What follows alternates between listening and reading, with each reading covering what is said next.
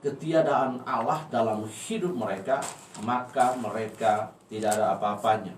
Karena itulah Bapak Ibu Saudara yang dirahmati oleh Tuhan, dalam konsep inilah maka Tuhanlah yang melahirkan mereka, yang terekam dalam Ulangan 32 ayat 18. Gunung batu yang memperanakan engkau telah kau lalaikan dan telah kau lupakan Allah yang melahirkan engkau. Yesaya 43 ayat 21 berkata, umat yang telah kubentuk bagiku akan memberitakan kemasyuranku. Nah, di dalam konteks gereja perjanjian baru hari ini, di dalam zaman anugerah ini, maka Kristus Yesuslah yang menjadi pusat kehidupan bagi para pemercaya di dalam Kristus Yesus. Without Christ in your daily life, you are nothing. Karena itu Kristuslah yang menjadi pusat, Kristuslah yang menjadi center dari seluruh all the activity of the humankind.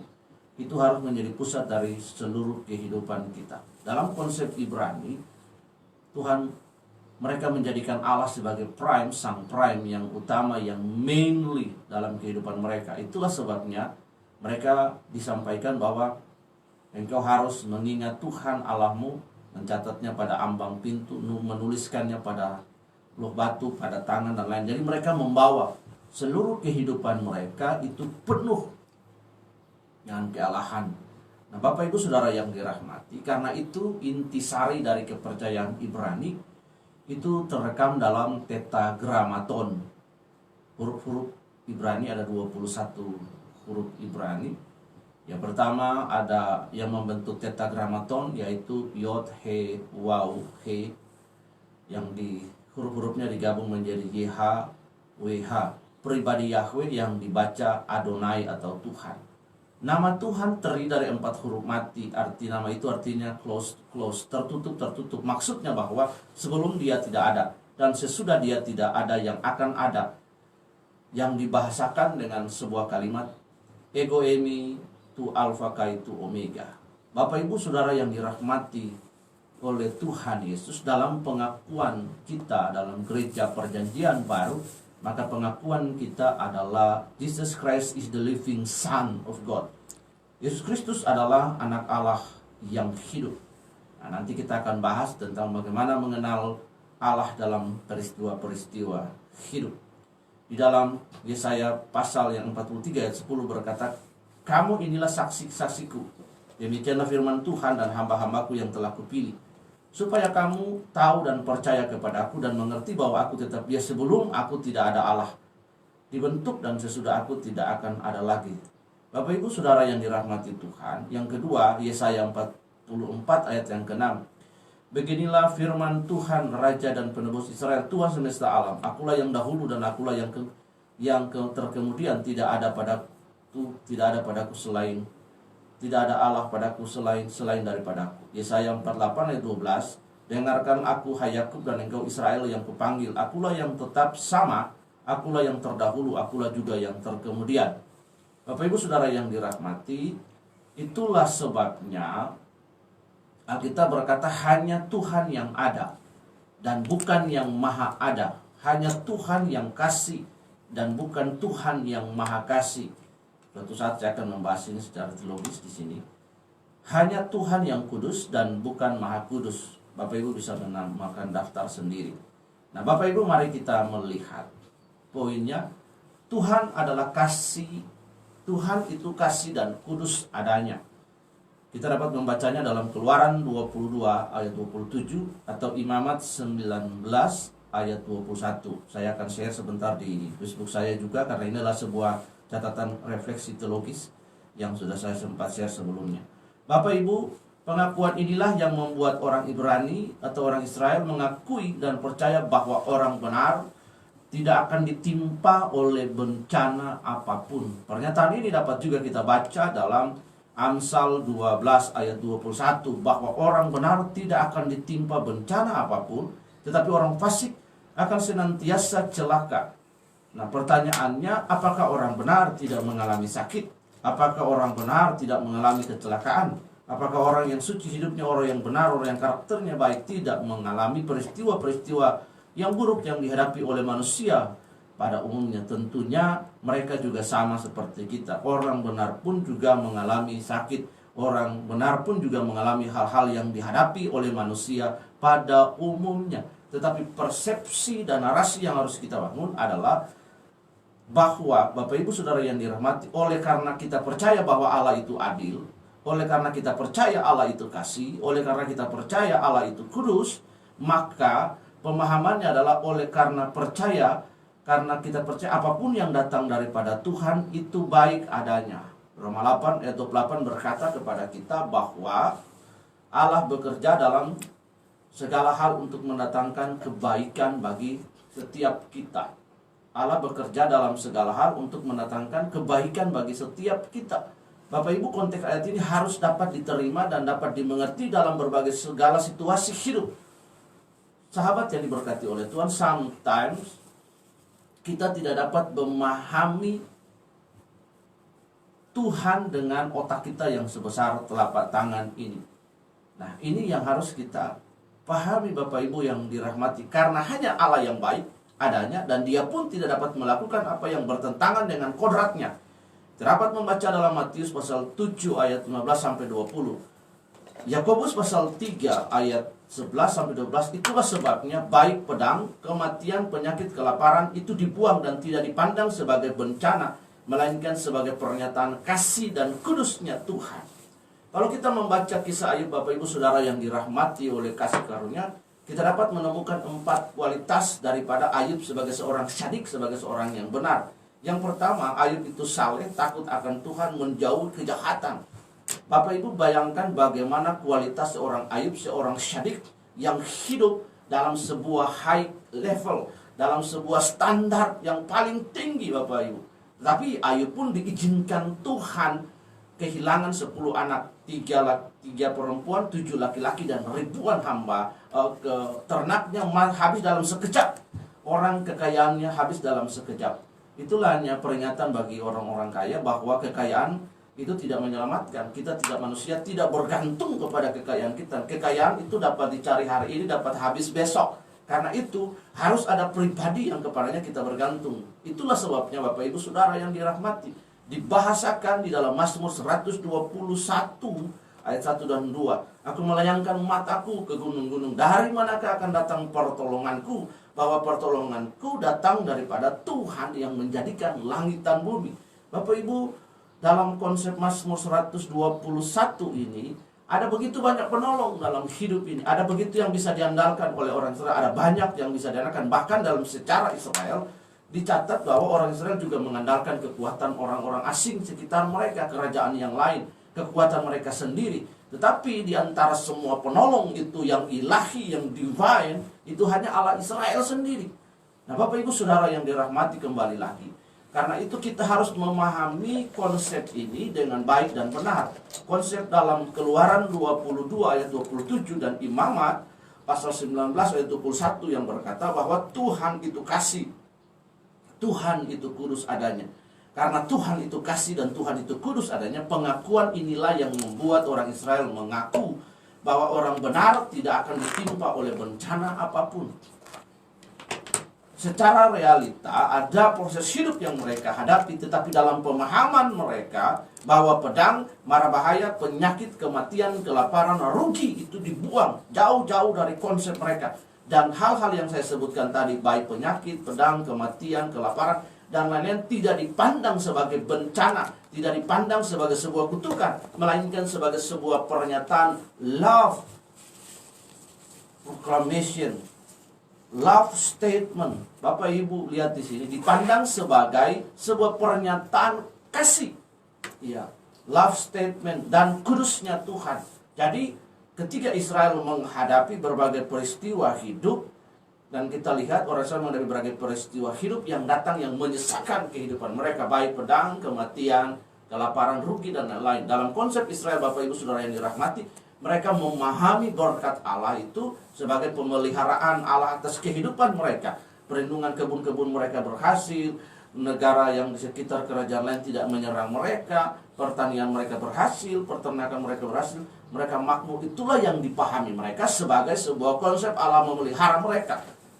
Tetapi ketika penyimpangan dan penyelewengan terjadi daripada ibadah mereka kepada Allah yang menjadi main, yang menjadi prime, yang menjadi pusat dari hidup mereka, yang menjadi dasar dari teologi mereka, dan dasar dari kehidupan mereka, di mana Allah sebagai Bapa yang membentuk mereka, ketika mereka tidak mengikuti perintah Tuhan seperti yang dikatakan di dalam Ulangan pasal yang ke-28, blessing and curses, dikatakan bahwa jika kamu pada hari ini melakukan segala perintah yang kusampaikan pada hari ini kepadamu, maka all the blessings will follow you.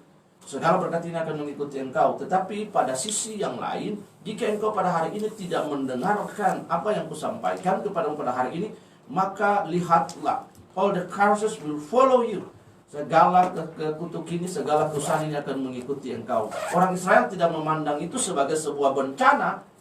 Orang Israel tidak memandang itu sebagai sebuah bencana, tetapi dipandang sebagai sebuah pernyataan kasih dan kudusnya Tuhan. Bapak Ibu Saudara yang dirahmati oleh kasih karunia, kalau di dalam hidup ini kita melihat Ayub bangga akan kesalehannya, takut akan Tuhan, yang menjauh kejahatan. Dia adalah orang yang paling kudus pada eranya, pada daerah Tinjau di Tanah Uz waktu itu. Tetapi lewat semua proses itu, dia berdebat dengan Tuhan. Mengapa Tuhan menghukum dia? Mengapa Tuhan mengizinkan itu terjadi?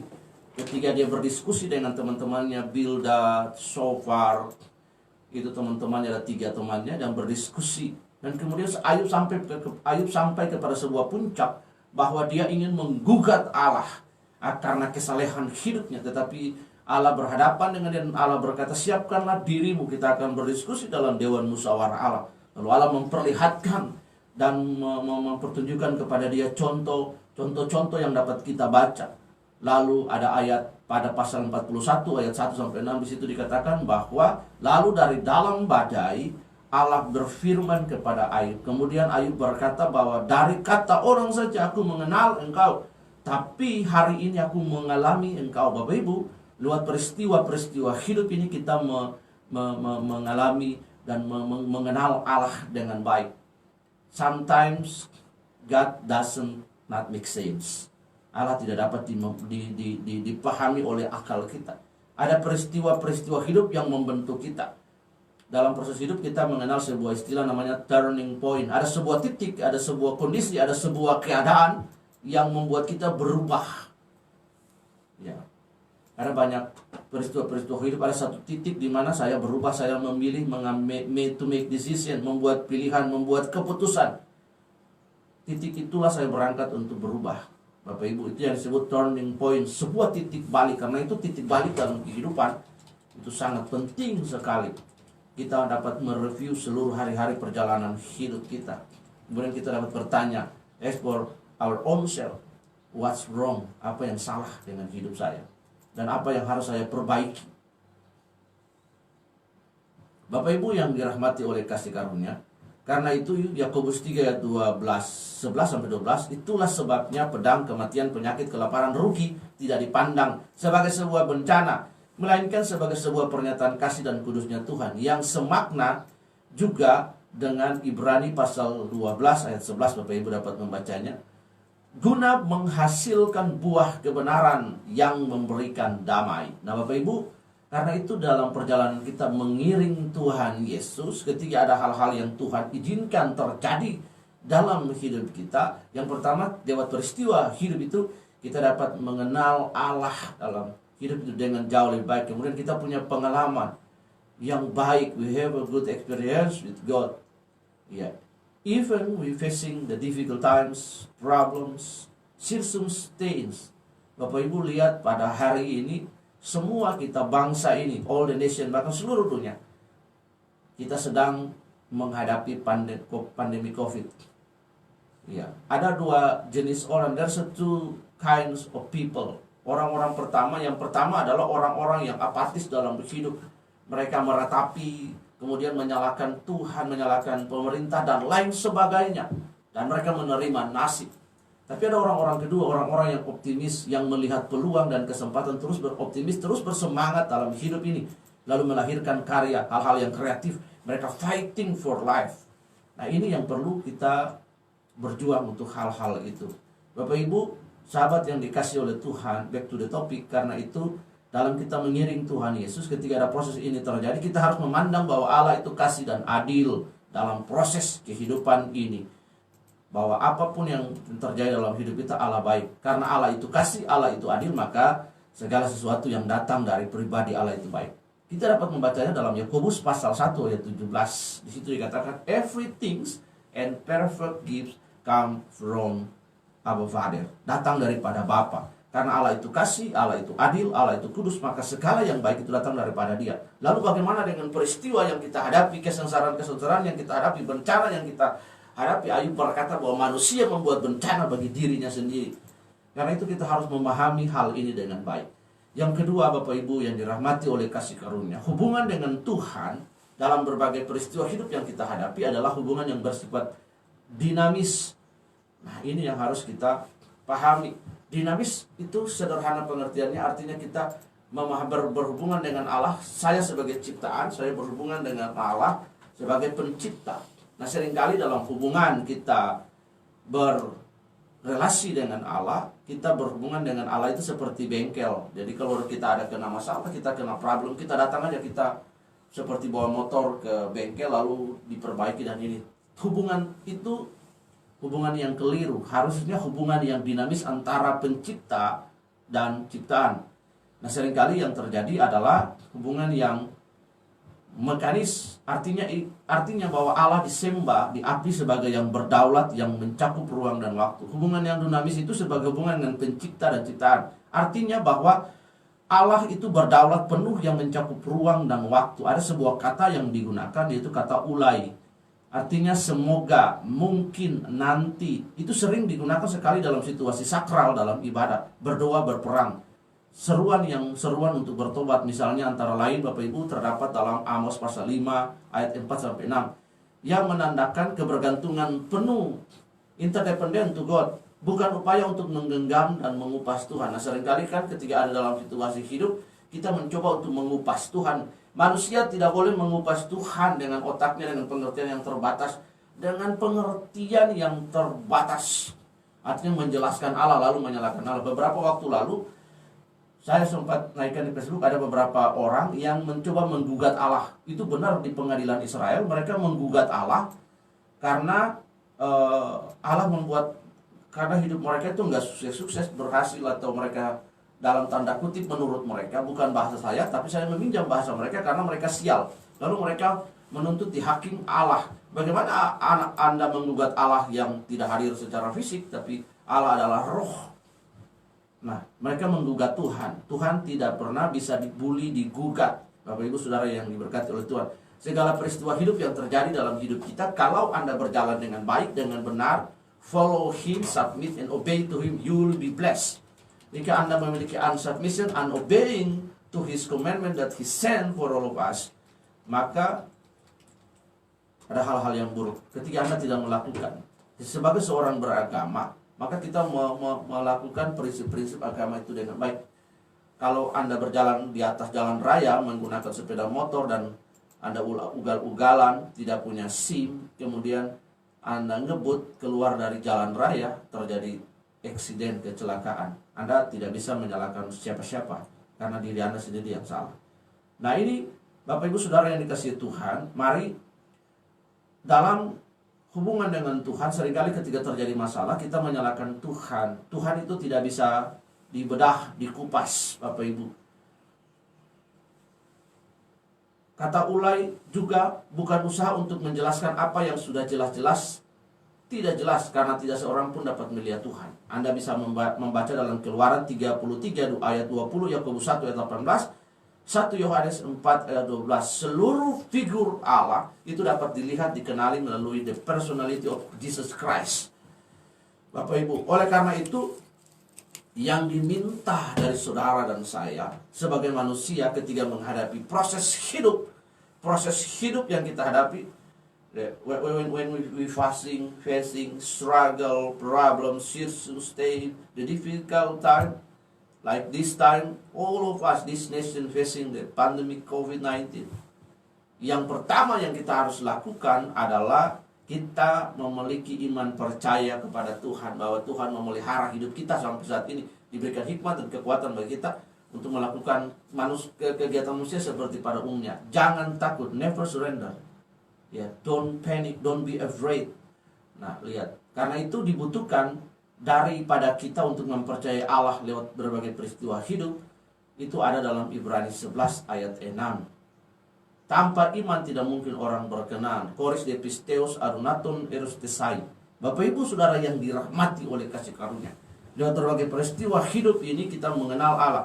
To know Him, to have experience with God, punya pengalaman dengan Tuhan. Nah, seringkali kan orang dalam situasi-situasi sekarat itu sudah selangnya udah masuk di hidung, lubang hidung 2, infusnya sudah masuk di sini, baru dipanggil rohaniawan. Seringkali saya mengalami hal yang sama. Sudah kecelakaan, sudah sakit sekali, baru dipanggil rohaniawan untuk datang mengikut doa, mengikut acara lain sebagainya. Ya kalau sehat-sehat, kenapa enggak sehat-sehat ini sudah pada mau mati baru cari Tuhan, baru datang minta rohaniawan datang. Nah, ini kan seringkali yang terjadi. Nah, Bapak Ibu Saudara, yang terjadi dalam Mazmur 117 ayat yang ke-7 berkata bahwa ada orang menjadi sakit.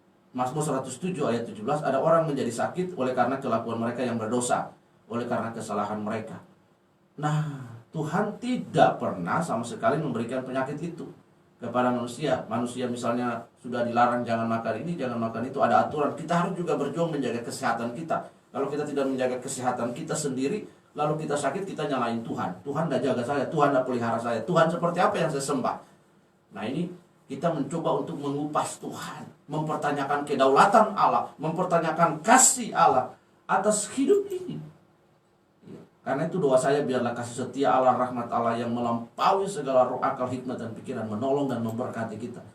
Ayub mengenal Allah lewat peristiwa hidup. Ayub kehilangan segala sesuatu. Ayub kehilangan 3 putrinya. Ayub kehilangan 7 anak laki-lakinya. Ayub kehilangan ribuan kambing domba dan para pelayannya. Kemudian istrinya sendiri yang dia cintai itu mengutuki dia. Waduh, sebuah beban hidup yang sangat dia pikul. Tapi Alkitab berkata pada bagian lain bahwa pencobaan-pencobaan yang kamu alami adalah pencobaan biasa, tidak melampaui kekuatan kita. Karena ketika kamu dicobai, Tuhan akan memberikan jalan keluar bagi kita. Nah, ini yang luar biasa yang kita harus pahami. Bapak Ibu, Allah bukan seorang pencoba. Dalam Matius pasal 4 itu kata iblis itu dilekatkan padanya kalimat kata words temptation, temptators, pencobaan, dari kata pencoba, temptators dari kata pencoba, cobaan. Jadi yang suka mencoba itu iblis, setan, manusia. Ketiga pencobaan itu dibuai menghasilkan dosa. Jadi pencobaan itu bukan dosa. Pencobaan itu dibuai baru dosa. Nah, misalnya contoh, saya ingin masih dalam hati saja sudah ingin mencuri. Karena selama proses dalam hati, tapi kalau saya bisa batalkan, saya bisa mematikan keinginan itu bukan dosa. Tapi ketika keinginan itu lalu dilaksanakan, itu baru terjadi pencurian, itu baru dosa. Jadi selama pencobaan itu enggak, pencobaan itu dibuahi baru dosa. Nah, itu pun dialami oleh proses hukum pidana. Bapak Ibu yang dikasihi oleh Tuhan Yesus, mari kita belajar lewat peristiwa hidup kita mengenal Allah. Lewat peristiwa hidup kita tahu ya Allah sementara mendidik kita. Lewat peristiwa hidup kita harus membangun narasi yang baik bahwa lewat peristiwa ini Allah mendidik saya untuk apa? Menjadi manusia-manusia yang baik, manusia-manusia yang benar. Karena Alkitab berkata bahwa anak yang tidak dihajar adalah anak gampangan. Ketika kita mengakui Allah sebagai Bapa, maka ada disiplin, kasih dan disiplin itu berjalan. Bapak Ibu, dalam menjalankan panti asuhan yang saya pimpin ada kasih. Saya tidak pernah menggunakan kata hukuman, tapi saya menggunakan disiplin. Jadi anak-anak paham dengan kata disiplin. Kalau mereka bersalah, mereka didisiplin. Nah, mereka mengetahui kesalahan mereka. Disiplin itu bukan karena bapaknya bengis, enggak, tapi bapaknya mengasihi mereka. Nah, itu harus Bapak Ibu kita melihat di dalam diri kita ada nilai nomina yang sangat berharga. Bapak Ibu, dalam pengertian Kristen ada 2 kata, yaitu value atau nilai dan harga. Bapak Ibu perhatikan di dalam uang yang kita pegang, kertas itu ada 2 nilai. Yang pertama ada nilai nominal, adalah nilai yang tertera pada uang. 1.000, 2.000, yang paling tinggi 100 pecahan besar 100.000, itu nilai nominal currency yang paling sebesar 100.000. Tapi ada nilai yang penting, yaitu nilai intrinsik di dalam uang yang melekat pada uang itu, yaitu tanda tangan dan cap Gubernur Bank Indonesia. Tanpa tanda tangan dan cap Gubernur Bank Indonesia, uang itu nggak berfungsi, useless. Karena itu Bapak Ibu Saudara yang dirahmati, di dalam diri kita ada nilai nominal, kemudian ada nilai intrinsik. Dalam Kejadian pasal 1 ayat 26, firman Tuhan berkata, baiklah kita menjadikan manusia serupa segambar dengan Allah. Elohim Asa Amar Selem. Bapak Ibu Saudara yang dirahmati, Allah yang menciptakan kita, Allah yang menjadikan kita. Di dalam diri kita ada tulisan dan gambar Allah. Kita menjadi prototipenya. Lihat Bapak Ibu. Nah, ini yang harus ketika orang melihat, orang memandang kita, there is a God in our life. Nah, Bapak Ibu Saudara yang dirahmati, karena itu lewat pelajaran, lewat renungan di pagi hari ini kita dapat memandang peristiwa-peristiwa hidup. Lewat situasi pandemi COVID ini kita harus berkata, Tuhan baik, Tuhan tetap pelihara hidup kita, Tuhan yang lebih besar, Tuhan pelihara bangsa ini, Tuhan menjaga presiden kita dan para menteri yang bekerja dengan luar biasa. Tuhan memberkati bangsa Indonesia, terlebih kita yang ada di Pulau Bali. Tuhan memberikan hikmat, bagaimana wisdomnya kepada para pemimpin kita, bagaimana gubernur dan para jajarannya, para bupati bekerja sama dengan baik, diberikan pengertian yang baik supaya mereka bisa berjuang menangani dan memimpin, menjalankan pelayanan publik yang baik bagi Pulau Bali ini. Seringkali lewat peristiwa-peristiwa hidup ini kita mengeluarkan kata-kata cacian, makian kepada pemimpin kita. Padahal beliau sudah bekerja dengan baik, apalagi yang ada di Jembrana sudah bekerja dengan baik dan lain sebagainya. Kita tidak sedang ada pada posisi mereka. Kalaupun kita ada pada posisi mereka, apakah kita dapat juga jauh lebih baik dari mereka? Tentu tidak, bukan. Karena itu mari kita support mereka. Saya mempercayai dan iman Kristen mempercayai bahwa Bapak Bupati, Bapak Wakil Bupati adalah pemimpin yang sudah ditetapkan oleh langit, dalam pengertian itu sudah ditetapkan oleh Tuhan. Karena itu kita mensupport mereka, mendorong mereka untuk terus bekerja dengan baik. Mereka bekerja, berpikir dengan baik untuk 52 desa di Kabupaten Jembrana atau Pulau Bali, 8 kabupaten yang ada 1 kota madya, untuk bekerja dengan baik. Bahwa Tuhan tidak pernah meninggalkan kita. Yang penting kita terus semangat, tidak patah arang, lalu mengasihani diri sendiri, pasrah dan menyerah dengan situasi. Bangkit untuk memiliki semangat bahwa lewat peristiwa ini kita menjadi lebih kuat, kita menjadi jauh lebih baik, kita diberikan kreativitas yang baik. Dan ada begitu banyak kreativitas yang muncul di tengah-tengah pandemi COVID. Kalau nggak ada COVID juga orang nggak bakalan kreatif, nggak ada ide-ide baru, nggak ada hal-hal yang baru yang dikerjakan. Mari tetap semangat dalam hidup ini. Kenali Tuhan lewat peristiwa hidup. Yang pertama supaya kita dapat mengenal Allah lebih dalam lagi, deeply. Kita dapat encounter with His power, encounter with His personal, dengan mengenal Allah secara pribadi, mengenal Allah lewat kuasanya dan lain sebagainya. Dan kedua, kita lewat pendidikan hidup kita diedukasi oleh Tuhan supaya kita menjadi manusia yang jauh lebih baik, yang tidak melupakan Tuhan dalam hidup ini sebagai pusat prime dari kehidupan ini.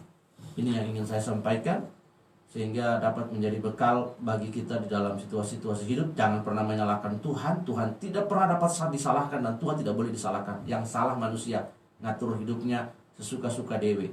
Karena itu ingat sekali lagi, jangan pernah membuli Tuhan, jangan pernah menyalahkan Tuhan, jangan pernah mengumpat Tuhan. Pribadi yang agung, yang gak boleh disalahkan, dan memang tidak pantas manusia.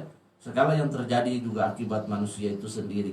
Nah, mari dengan ini kita memahami Allah dengan baik dan benar dalam peristiwa hidup, bahwa Tuhan Allah bekerja dalam segala hal, mendatangkan kebaikan bagi kita, memandang kasih dan keadilan, yaitu bahwa segala yang terjadi dalam hidup kita tidak dipandang sebagai bencana, tapi sebagai bentuk kasih Allah to educate us. Tunduk kepala, kita berdoa.